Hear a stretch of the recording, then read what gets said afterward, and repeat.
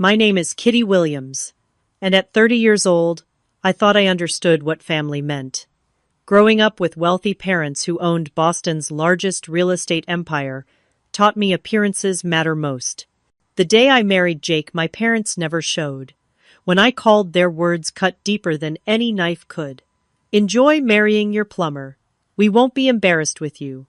They had no idea what was coming. The photo I sent afterward had them calling non-stop in panic. Before I reveal what that photo showed, let me know where you're watching from and hit subscribe to catch the rest of this story. I grew up in what most would consider a dream. Our family mansion sat on 3 acres in Beacon Hill, one of Boston's most prestigious neighborhoods. My father, Richard Williams, and my mother, Eleanor, built Williams Property Development from nothing into a company valued at over $200 million. From the outside, we had everything. Inside those perfectly decorated walls was a different story. From my earliest memories, I never felt like I was enough. My sister Sophia, 2 years younger than me, somehow embodied everything my parents valued. She was naturally graceful, socially adept, and seemed to intuitively understand the unspoken rules of high society. "Kitty, why can't you sit properly like your sister?" My mother would say during our elaborate dinner parties.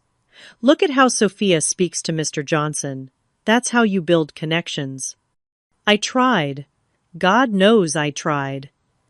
In 3rd grade, I brought home a report card with straight 2, as proudly placing it on my father's desk in his home office. "Good job," he said, without looking up from his computer. When Sophia brought home B's and C's that same year, they took her out for ice cream and bought her a new dress because she tried her best. The pattern continued throughout our childhood. For my 16th birthday, I received a card with $50 inside. 3 months later, when Sophia turned 16, they surprised her with a brand new BMW convertible in our circular driveway, complete with a giant red bow. "Your sister is more social," my mother explained when she saw my face. "She needs a car to visit her friends. You just go to the library anyway." She was right. I did go to the library. I loved learning and found comfort in books rather than the shallow social gatherings my parents forced us to attend. My academic achievements continued through high school. I graduated as valedictorian with a full scholarship to Boston University. My parents attended the ceremony, but left early for a charity gala. "We've already heard your speech during practice," my father said, checking his watch. "And the Williams Foundation is presenting a large donation tonight." College brought a new level of disparity. Though we were wealthy, my parents insisted I take out student loans and work part-time. "It builds character," my father said. "You need to understand the value of money." Meanwhile, Sophia attended NYU with a fully funded daddy account that covered not just tuition and housing, but also shopping sprees, spring break trips to Cancun, and a luxury apartment in Manhattan. I worked 20 hours a week at the campus bookstore while maintaining a 4.0 GPA in economics. When I needed a new laptop after mine died, I saved for 3 months. When Sophia mentioned needing one during a family dinner call, my father ordered the latest Apple model that night with all the upgrades. "Your sister is studying fashion marketing," my mother said, when I questioned the difference. "She needs a powerful computer for her design work." By my senior year, I had accepted that nothing I did would ever measure up in their eyes, so I stopped trying to please them. I focused on building my own life on my terms. I graduated summa cum laude, found a position at a mid-size financial consulting firm, and rented my own apartment in Cambridge. It wasn't luxurious, but it was mine. Every piece of furniture, every dish, every decoration represented my hard work and my choices. For the first time, I felt proud of my life without seeking validation from my parents. They seemed almost relieved by my independence. Our interactions became less frequent and more superficial. Sunday dinners dwindled to monthly obligations then, to holiday appearances where I would sit quietly while everyone fawned over Sophia's latest accomplishment or boyfriend. Kitty is doing fine, my mother would say when relatives asked about me. She has a nice, steady job, very responsible.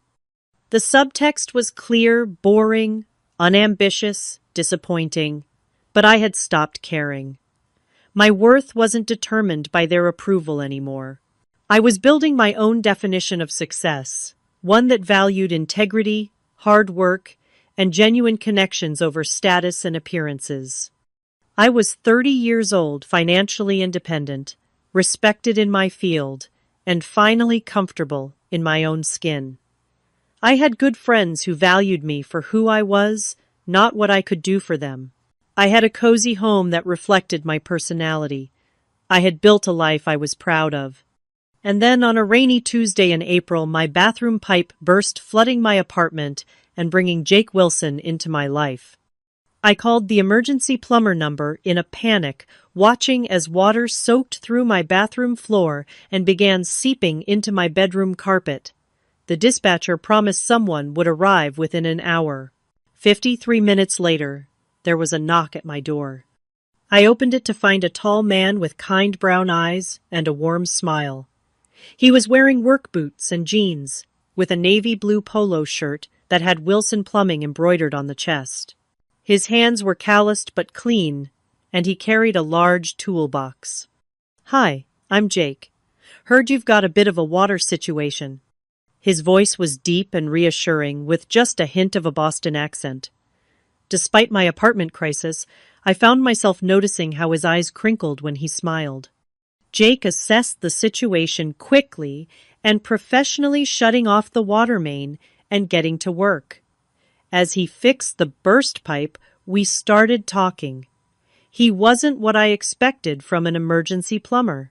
He was articulate, thoughtful, and surprisingly funny. "So, what do you do when you're not dealing with indoor swimming pools?" he asked as he worked. I told him about my job in financial consulting, and instead of glazing over like most people did, he asked intelligent questions about market trends and economic indicators. We somehow shifted to books, and I discovered he was currently reading the same historical biography I had just finished. By the time he completed the repairs 3 hours later, I felt like I'd met someone special. When he handed me his card and said, "Call me if you have any more plumbing emergencies, or if you want to continue our conversation about 19th century literature," I found myself smiling. Our first official date was the following Saturday.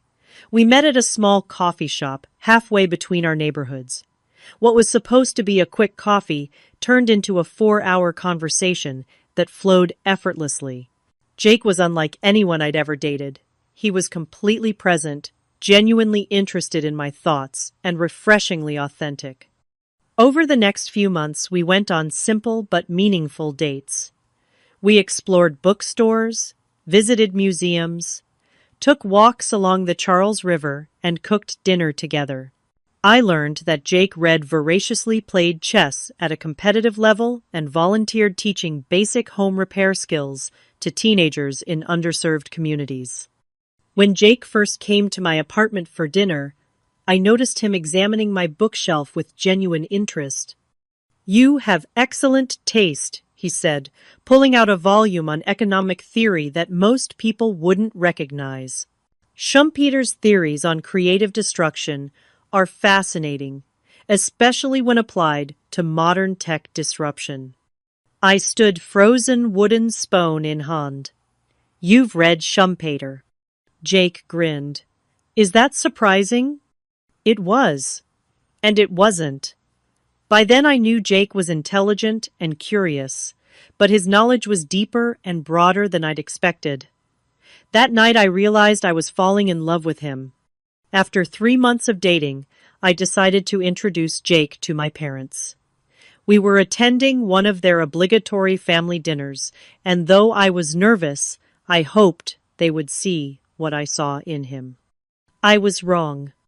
The moment I introduced Jake as a plumber, my father's smile became fixed and wooden. My mother's eyebrows rose fractionally before she composed her features. How interesting, she said, her voice dripping with forced politeness. And how did you two meet? When I explained about the burst pipe, my mother exchanged a look with my father that spoke volumes.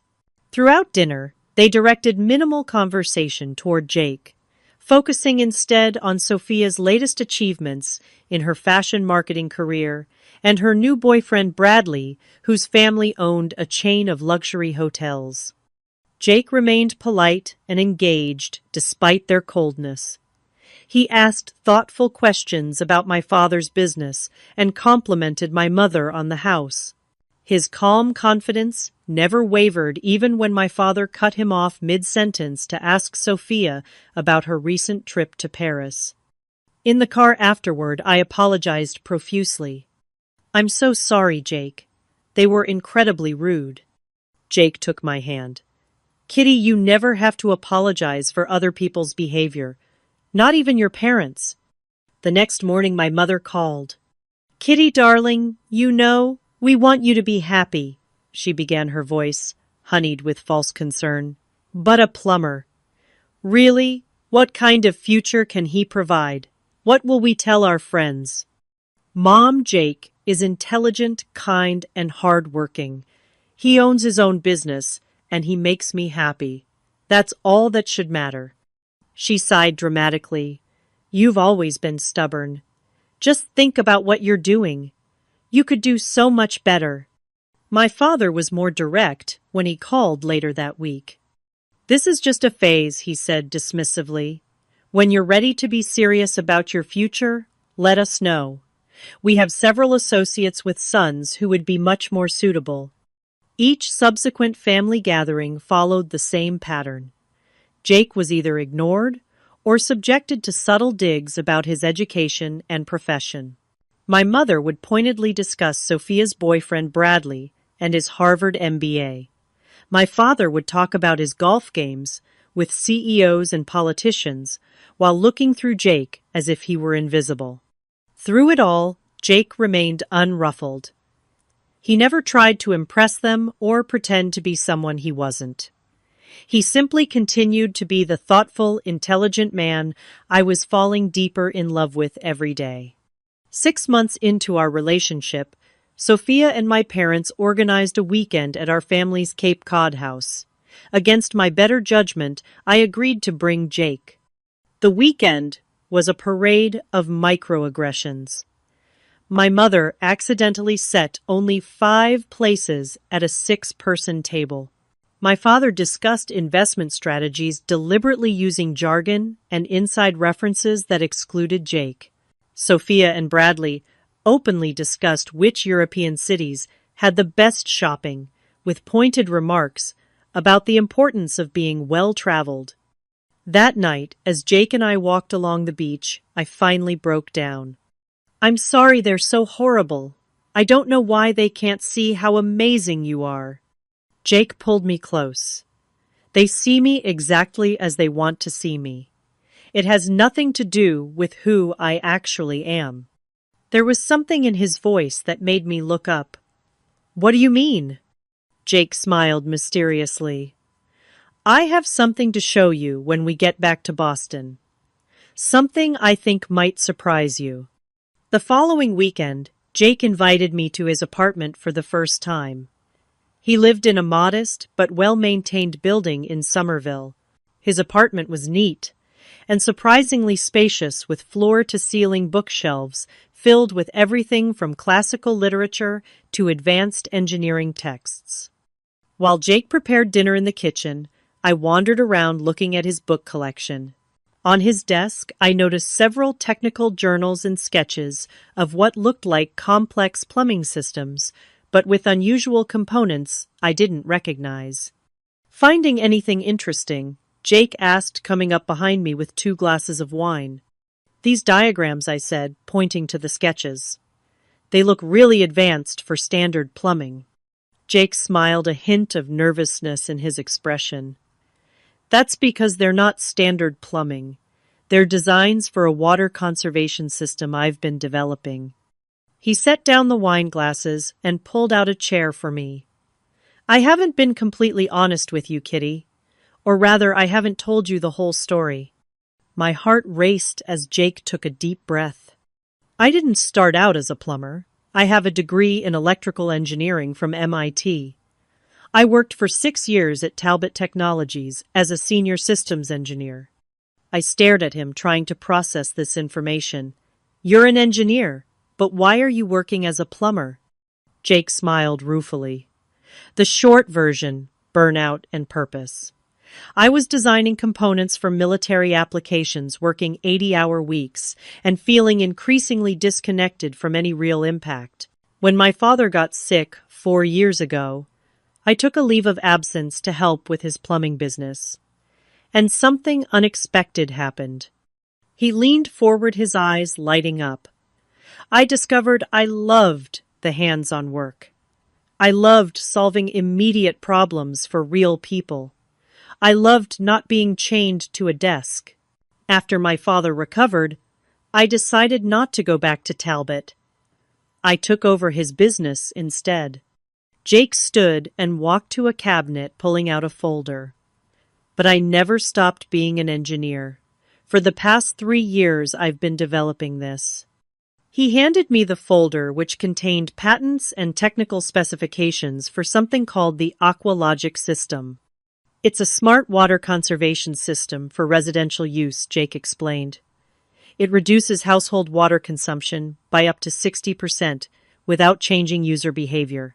I've been testing prototypes in some of my clients' homes, refining the design based on real-world use. I looked up from the papers, stunned. Jake, this is incredible. But why keep it a secret?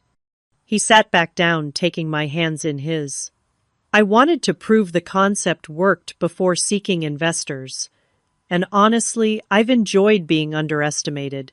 People see plumber and make assumptions. They don't see the MIT graduate or the entrepreneur. His eyes met mine serious now, including your parents. My mind was racing. So all this time I've been running a plumbing business while developing a technology that could change how residential water systems function. I secured a patent last month, and I'm in talks with 3 venture capital firms interested in funding mass production. I thought about how my parents had treated Jake, the dismissive glances, the condescending remarks, all while having no idea who he really was. Why didn't you tell them? Or me? I asked quietly. Jake squeezed my hands. You fell in love with Jake the plumber, not Jake the MIT engineer, or Jake the potential tech entrepreneur. That meant everything to me. Tears welled in my eyes as I understood what he was saying. Unlike my parents, I had valued Jake for who he was, not what he did or how much money he might make. As for your parents, he continued, I wanted them to accept me for who I am, not what I've accomplished. I didn't want to play into their value system that judges people based on credentials and bank accounts. 2 weeks later, Jake took me to a small botanical garden where we'd had one of our first dates. As we walked among the spring blooms, he suddenly stopped and turned to me. Kitty, meeting you changed everything for me. You saw me for who I am, not what I do or what I own. You loved me without conditions or expectations. He knelt down on one knee, pulling a small box from his pocket. I want to spend my life with someone who values character over credentials, kindness over status, and love over appearances. Will you marry me? The ring was simple but beautiful, a sapphire, surrounded by small diamonds. Later, Jake told me he had designed it himself and had it custom-made by a local jeweler. Yes, I said, through tears of joy. Yes, I will marry you. That night, as we celebrated with champagne, I asked Jake if we should tell my parents about his background before the wedding. He thought for a moment. I think we should give them one more chance to accept us for who we are. If they can't support our marriage without knowing about my education or business prospects, then maybe they don't deserve to know. I agreed, hoping against hope that my parents would finally see beyond their narrow definitions of success and worth. We'll have a simple wedding, I said. Something that reflects us, not what others expect. Jake smiled. Perfect. Just like you. The day after our engagement, I called my parents to share the news. My mother answered on the third ring. Hello, darling. How are you? I'm wonderful, Mom. I have exciting news. Jake proposed, and I said yes. The silence on the other end lasted so long, I thought the call had dropped. Mom, are you there? Yes, I'm here, she finally said, her voice noticeably cooler. That's quite a surprise. Have you really thought this through? No congratulations, no excitement, just immediate doubt. Yes, Mom, I've thought it through. I love Jake, and we want to get married. Well, she said with a sigh, I suppose you need to make your own decisions. Your father and I just want what's best for you. The implication was clear. Jake wasn't what they considered best for me. Before I could respond, my mother quickly changed the subject. Oh, did Sophia call you? Bradley proposed last weekend? They're planning a June wedding at the Fairmont. Isn't that wonderful? My sister and Bradley had been dating for 8 months, 2 months less than Jake and me. But of course their engagement warranted celebration, while mine warranted concern. That's great, Mom. I'm happy for them. You should call your sister. She's so excited. Bradley gave her a 4-carat diamond. It's absolutely stunning. I ended the call, feeling deflated. What should have been one of the happiest moments of my life had been dismissed and overshadowed in less than 5 minutes. Over the next few months, the contrast in how our respective engagements were treated became increasingly obvious and painful. My parents threw an elaborate engagement party for Sophia and Bradley at their country club. 200 guests, champagne fountains, a string quartet, and professional photographers ensured the event would be featured in Boston's social pages. Jake and I received no such celebration.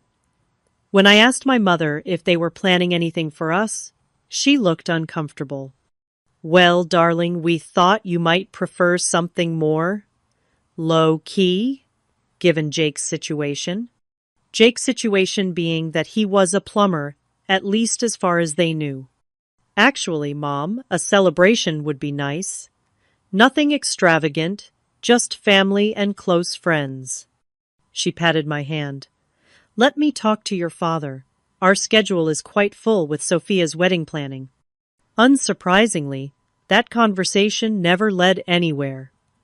Instead, all family gatherings became centered around Sophia's upcoming nuptials. Sunday dinners transformed into wedding planning sessions. My mother and Sophia discussed flower arrangements, menu options, and seating charts, while I sat silently, my own engagement completely ignored. When I mentioned our own wedding plans, my mother would nod distractedly. That's nice, dear. Now, Sophia, about the bridesmaids' dresses. The most painful moment came during a family dinner when my father announced he had set aside $300,000 for Sophia's wedding. Only the best for my little girl, he said, raising his glass in a toast. I sat frozen, remembering how my parents had reacted when I told them Jake and I were planning a small garden ceremony followed by a reception at a local restaurant. Well, that sounds economical, my mother had said with a tight smile. I suppose it suits your circumstances. No offer of financial help. No offer to assist with planning. Not even an offer to review our guest list. As Sophia's wedding approached, I was included in the bridal party as a bridesmaid, but felt more like a prop than a sister. At the bridal shower, which cost more than our entire wedding budget, my mother introduced me to her friends. This is Kitty Sophia's sister. She works in finance and is also engaged. No mention of Jake, no excitement about my upcoming wedding. One of my mother's friends, after several glasses of champagne, was less subtle. I heard you're marrying a handyman or something. How non-traditional of you. The final straw came during Sophia's wedding weekend. The rehearsal dinner was held at an exclusive restaurant overlooking Boston Harbor. As family members gave toasts celebrating the couple, my father stood and raised his glass. Tomorrow, my beautiful daughter marries the man of her dreams, a man with ambition, education, and the right connections to succeed. Bradley, you are exactly the kind of son-in-law we always hoped for. His eyes briefly flicked to me and Jake before returning to the happy couple. The message couldn't have been clearer. The wedding itself was a spectacle of excess. Sophia's dress cost $20,000. The flowers alone were worth more than my car. 500 guests witnessed their vows at Boston's historic Old North Church, followed by a reception at the Fairmont that featured a 10-piece band, gourmet 5-course meal, and a fireworks display over the harbor. Throughout it all, Jake remained gracious and supportive, even when relatives pointedly asked him about unclogging toilets for a living, or whether he had always aspired to be a plumber. On the drive home, I finally broke down. I'm so sorry you had to endure that. They're being horrible. Jake took my hand. Kitty, I don't care what they think of me. I only care that they're hurting you. We don't need their approval or their money. Our wedding will be perfect because it will be about us and our love, not about impressing people or maintaining social status. I wiped my tears and nodded. You're right.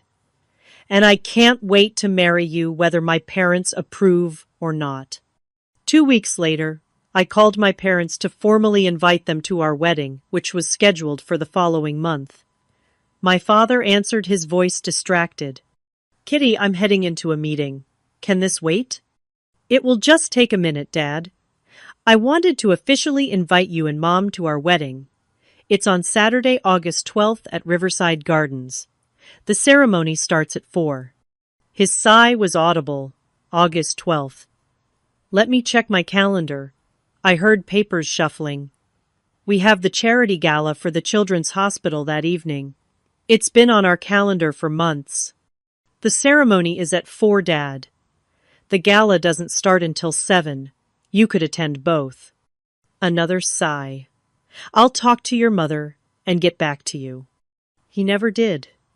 When I called again a week later, my mother made vague excuses about scheduling conflicts and promised to try their best to attend. As our wedding day approached, I held on to a sliver of hope that they would show up, that they would finally put their love for me above their social prejudices. Despite everything, they were still my parents, and I wanted them to be part of the most important day of my life. The day before the wedding, I called one last time. Mom, I just wanted to confirm that you and Dad will be there tomorrow. Oh, Kitty, she said, her voice artificially regretful. Your father has that important meeting with investors from Dubai. We really cannot miss it. I'm sure your wedding will be lovely, though. The lie was transparent. There was no meeting.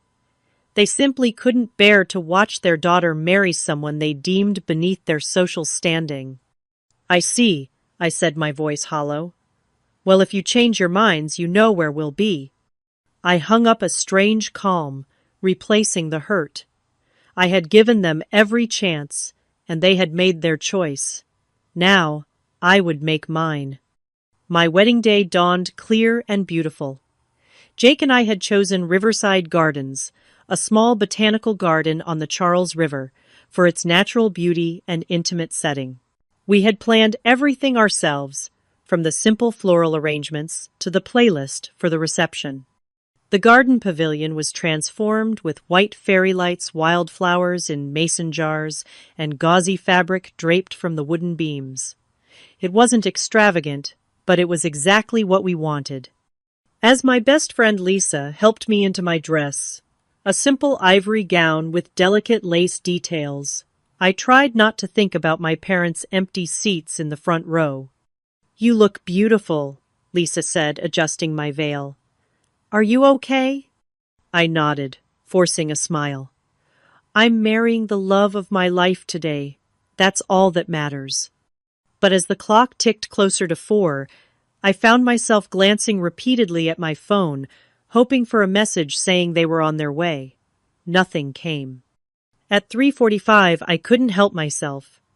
I called my mother's cell phone. It rang several times before she answered. "Kitty, what is it?" "Mom, the ceremony starts in 15 minutes. Are you and Dad coming?" There was a pause, then my mother's voice cold and detached. "Kitty, we've been through this. Your father and I have other commitments today." "But it's my wedding day," I whispered, tears threatening to spill. "And it was your choice to marry him." Her voice dripped with disdain. "Enjoy marrying your plumber. We won't be embarrassed with you." The call ended abruptly. I stared at the phone in my hand, her words echoing in my head. Not just disappointment or disapproval, but active embarrassment, as if my choice of husband reflected poorly on them, as if love were less important than social standing. I sat down heavily on a chair, tears now flowing freely. Lisa rushed to my side. "They're not coming," I managed between sobs. "They're too embarrassed to see me marry a plumber." Lisa hugged me tightly. "Then they don't deserve to be here. Today is about you and Jake, not about them." There was a gentle knock at the door, and Jake's voice called, "Kitty, is everything okay?" Traditionally, the groom shouldn't see the bride before the ceremony, but at that moment I needed him more than I needed tradition. "Come in," I called. Jake entered looking handsome in his navy suit. When he saw my tears, he was immediately at my side, kneeling before me. "What happened?" Through tears, I explained my parents' final rejection. Jake listened, his expression moving from concern to anger to resolve. "Kitty, look at me," he said gently, taking my hands in his. "Your parents have made their choice, and it's their loss. They will miss seeing their amazing daughter marry someone who loves her completely. They will miss the beginning of our life together, and someday they will regret it." He wiped a tear from my cheek. "But today isn't about them. It's about us, about the life we're choosing to build together. So the question is, do you still want to marry me today with or without your parents' blessing?" Looking into his eyes, I found my answer. "Yes, more than anything." Jake smiled. "Then let's not give them the power to ruin our day." He was right.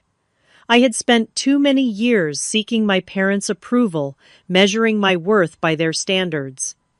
Today marked the beginning of a new chapter 1, where I defined success and happiness on my own terms. I dabbed at my eyes and stood up. "Lisa, can you help fix my makeup? I have a wedding to get to." As I prepared to walk down the aisle, my uncle, Henry, my father's brother, and the only family member who had always treated me with unconditional love, approached me. "Your father called me," he said quietly. "Told me they weren't coming and asked if I would check on you." I braced myself for more disappointment, but Uncle Henry surprised me. "I told him he was making the biggest mistake of his life," he continued. "And then I asked if you'd do me the honor of letting me walk you down the aisle."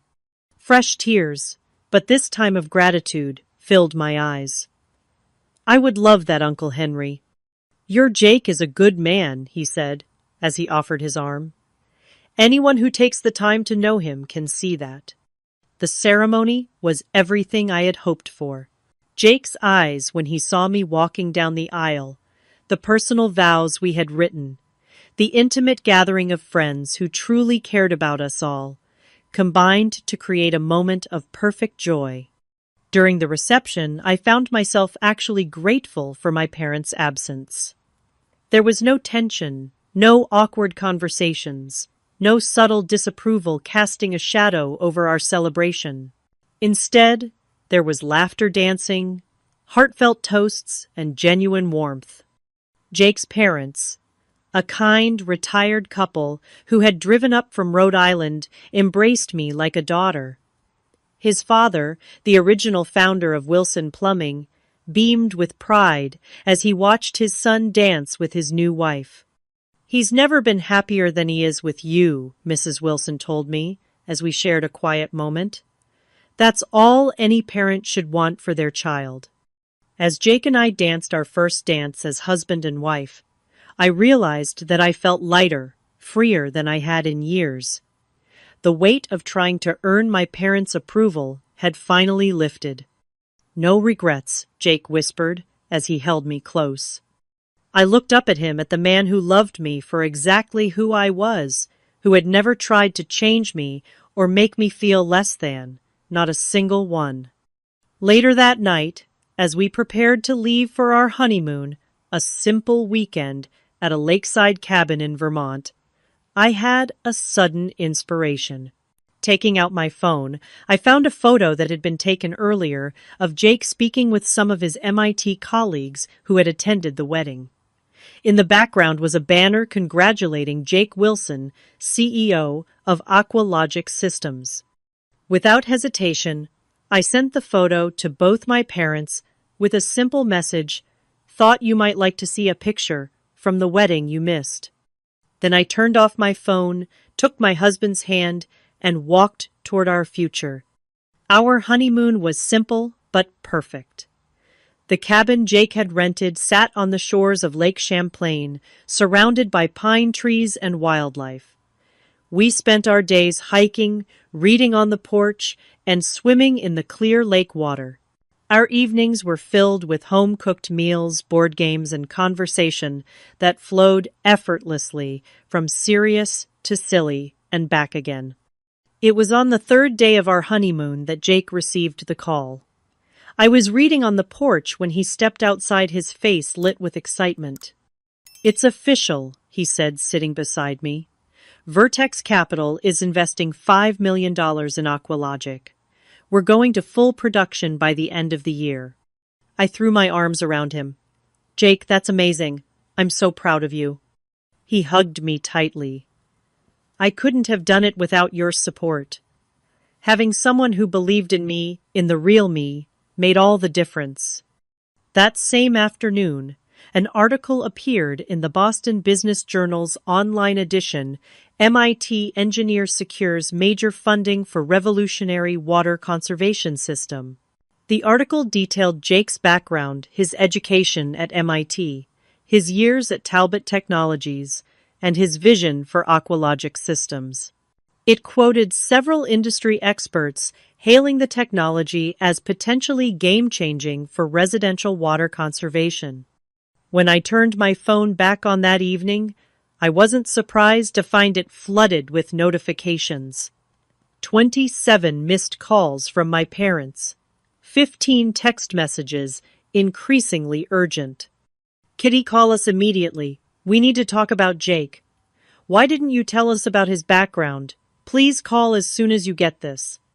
I showed the messages to Jake, who raised an eyebrow. Interesting timing on their sudden interest in me. I nodded, feeling a complex mix of emotions.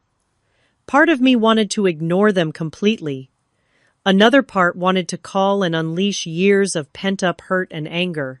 But the largest part of me simply felt sad for them, for how their narrow view of success and worth had blinded them to what truly mattered. "What do you want to do?" Jake asked. I thought for a moment. "Nothing for now. We're on our honeymoon. They can wait." We enjoyed the rest of our time at the lake, deliberately putting thoughts of my parents aside. We returned to our apartment the following Sunday, refreshed and happy, ready to begin our married life together. Monday morning brought a new wave of calls and messages from my parents. I finally texted my mother back from honeymoon.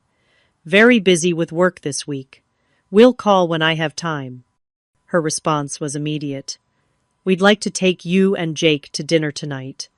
The harbor view at 7. It's important." I showed the message to Jake, who smiled wryly. "Well, that didn't take long. What do you think?" "I think I'm not ready to pretend everything is fine," I said honestly. "But I'm curious what they have to say." Jake nodded. "How about we invite them here instead? Home field advantage." We agreed to have my parents over to our apartment that evening. I spent the day alternating between work and anxiety, unsure how to feel about this sudden change in their attitude. At precisely 7 o'clock, the doorbell rang. My parents stood in the hallway, my mother clutching a large gift bag, my father holding a bottle of expensive champagne. They looked immaculate as always, but there was an unfamiliar nervousness in their posture. "Kitty, darling, my mother," said, moving to embrace me. I accepted the hug stiffly, then stepped back to stand beside Jake. "Please come in," I said formally, as if they were business associates rather than family. They entered our apartment, eyes darting around, taking in our modest but comfortable home. My mother handed me the gift bag. "A belated wedding present," she said, with a bright smile that didn't reach her eyes. We felt terrible about missing the ceremony. I set the bag aside without opening it. "Would you like something to drink?" The awkward small talk continued through drinks in our living room. My parents commented on the weather, asked about our honeymoon, in vague terms, and studiously avoided any mention of the wedding they had missed, or the reason for their sudden desire to see us. Finally, my father cleared his throat. "Jake, we owe you an apology. We made assumptions about you that were clearly incorrect." Jake nodded but said nothing, his expression neutral. "If we had known about your MIT background and your company," my mother added, "we would have—" "You would have," what I interrupted, unable to contain myself any longer, "treated him with basic respect, attended our wedding, not been embarrassed to have him as a son-in-law." My mother had the grace to look uncomfortable. "Kitty, we made a mistake. We're trying to make amends." "Are you?" I asked. "Because it sounds like you're not sorry for how you treated Jake. You're sorry you misjudged his economic potential. Those are very different things." My father straightened his tie, falling back on his business demeanor. "Regardless, we'd like to move forward positively. In fact, I've been thinking that Williams Property Development could benefit from Aqualogic's technology in our new eco-friendly apartment complex. Perhaps we could discuss a partnership." Jake, who had been quiet until now, finally spoke. "That's an interesting proposal, Richard, but I should mention that Aqualogic just acquired development rights for the Riverfront District project." My father's face went pale. The Riverfront District was a major redevelopment project that Williams Property Development had been trying to secure for years. It represented potentially hundreds of millions in revenue. "That's unexpected," my father managed. "I wasn't aware your company had diversified into real estate development." Jake smiled mildly. "We're primarily focused on water conservation technology, but our investors saw an opportunity to showcase our systems in a large-scale residential project. The Riverfront District was perfect for that purpose." My mother looked between Jake and my father, clearly trying to assess the business implications. "Well, perhaps that's even more reason for our families to work together," she suggested smoothly. I had heard enough. "Is that why you're here? Because you think Jake can now benefit your business?" "Of course not," my mother protested. "We're here because you're our daughter, and we missed your wedding, and we want to make things right." "You missed our wedding because you chose to miss it," I said quietly. "You were embarrassed by my choice of husband, based solely on his occupation. You made me feel like I wasn't worthy of the same love and support you gave Sophia. And now that you've discovered Jake has credentials and success that you respect suddenly, you want to make things right." My father shifted uncomfortably.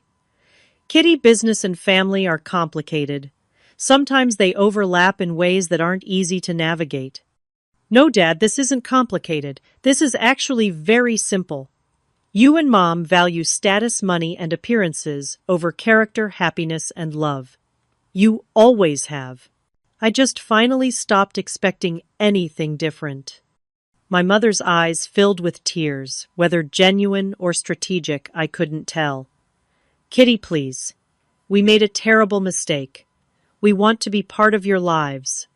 Jake reached for my hand, a silent show of support. I squeezed his fingers, drawing strength from his presence.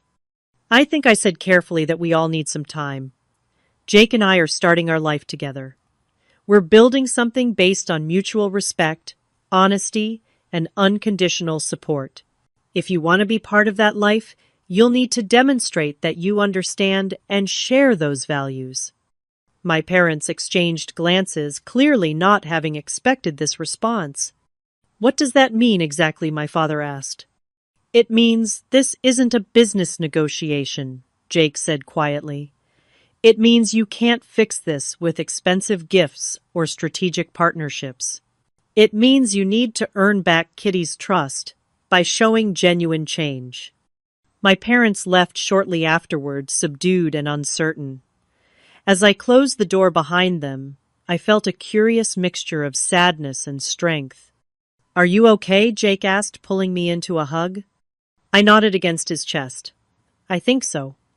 For the first time, I feel like I stood up for myself with them, without needing their approval afterward. Jake kissed the top of my head. I'm proud of you, and whatever you decide about your relationship with them going forward, I'll support you. That night, lying in bed, I realized something important. My parents' rejection had always felt like a judgment of my worth. But now I understood their behavior, reflected their limitations, not mine. I could choose to keep giving them the power to hurt me, or I could choose to define my own value based on the life I was building and the love I both gave and received. The choice finally was clear. In the months that followed, I maintained limited contact with my parents. Our interactions were civil but distant, like acquaintances rather than family. I stopped expecting them to change overnight and instead focused on healing my own wounds. With the encouragement of Jake and my closest friends, I started seeing a therapist to work through years of conditional love and emotional neglect. Dr. Levine helped me understand that my parents' inability to love unconditionally wasn't because I was unworthy, but because of their own limitations and the values they had been raised with. You can love your parents, she told me, during one session without allowing their judgment to determine your self-worth. Those words became a mantra as I worked to build healthier boundaries and expectations. Meanwhile, Jake's company flourished. Aqualogic Systems launched their first production line of water conservation units, which quickly gained attention for their effectiveness and ease of installation. The Riverfront District project became a showcase for sustainable urban development, featuring Aqualogic technology throughout the residential and commercial spaces. My own career advanced as well. I was promoted to senior financial consultant, managing a team of analysts and working with clients to develop sustainable investment strategies. Jake and I bought our first home, a charming colonial in Cambridge, with enough space for the family we hoped to start. 6 months after our wedding, we received unexpected news. My sister Sophia called late one night, her voice shaking with suppressed tears. Kitty, I need your help. Bradley and I are getting divorced. I sat up in bed, immediately concerned. Despite our complicated relationship, what happened? He's been investigated for financial fraud. Apparently, he's been running a Ponzi scheme through his family's hotel chain. The FBI raided our apartment yesterday. My mind raced. Bradley had been my parents' ideal son-in-law, the perfect addition to their social circle, the man with the right credentials and connections. Are you okay? Do you need a place to stay? There was a pause, then a soft sob. Would you really let me stay with you after how I treated you and Jake. The truth was, Sophia had been as much a product of our parents' values as I had been, just in a different way. While I had been made to feel inadequate, she had been raised to believe her worth came from social status and material success. Of course, I said. That's what family does. Sophia moved into our guest room the next day, bringing only 2 suitcases of personal belongings. Everything else had been seized as part of the investigation. My parents' reaction to the scandal was swift and harsh. They distanced themselves publicly from Bradley and pressured Sophia to complete the divorce quickly to minimize social embarrassment. What they hadn't anticipated was that Bradley had involved William's property development in several of his fraudulent schemes. As the investigation expanded, my parents found themselves facing difficult questions about their business practices and financial relationships. I never knew, Sophia confessed one evening as we sat in our kitchen. Bradley handled all our finances. I just signed whatever he put in front of me. It's not your fault, Jake assured her. Con men are good at what they do precisely because they seem trustworthy.